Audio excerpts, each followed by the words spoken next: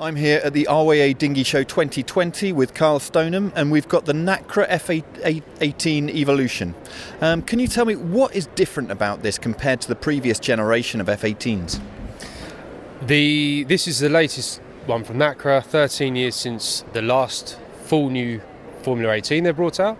The biggest difference is this is the first Formula 18 that's been designed specifically to suit the deck sweeper rig, which has brought quite some advances in the class in the past few years.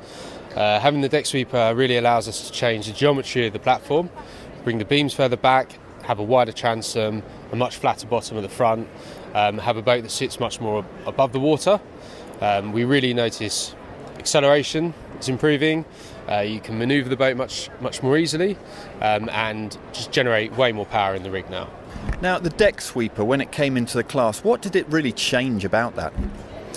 The rules of the F18 class mean there's a maximum mast length, so we had free sail options to increase the luff length because there was no restriction on that.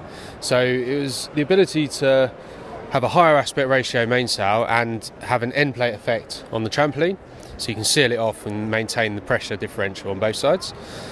The thing that it changed within the class itself and the people was it added a lot of more interest, because all of a sudden there's a big development in the sails. Really, there's a lot that can be played with, so sail makers are interested to get involved. Sailors are interested in how you perform with the boat, how you really make it work now, because it's more performance. So there's a big influx of old and new faces coming back into the class. And you talked about the geometry. Is this bringing the beams aft to cope with this new setup?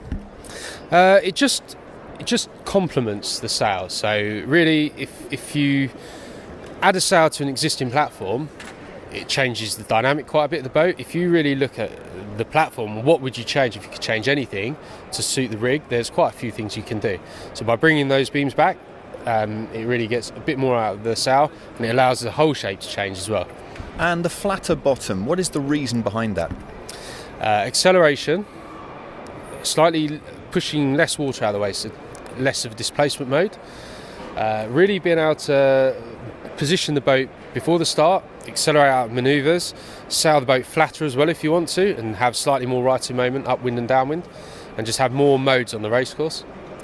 And when you've got this deck sweeper, this causes quite a problem getting from side to side in the boat. Here, have you made some changes just to make it easier for the crew to get round to the other side? A lot of the biggest questions we've had this weekend are how do you get across? There's a triangle at the back, which I don't think looks that small, which you need to pass through to get to the other side. In attack, the crew will go in front of the mast, so walk around the front. So what we've done is we've cleared the front deck, the front beam where there were cleats, jib sheets, tack line, other things that can get in the way, just to make an easier transition around the front, less things to trip over, and slightly better aerodynamically. And we've positioned those where you can reach them on the boat. The helm just goes through the gap at the back, so you just kind of point and shoot with your hands in front of you, but it's not difficult at all to get through. You can push past the baton with no issues. And what's the first event she's going to be competing in? The first international event will be Eurocat, which is in Karnak, the first weekend of May. That will really be the first time it's pitted up against the top F18s from around the world. So all eyes are going to be on the boat then. Well, Kyle, it looks like an absolute weapon, and can't wait to see her on the water. Thanks for your time. Yeah, thank you, Mark.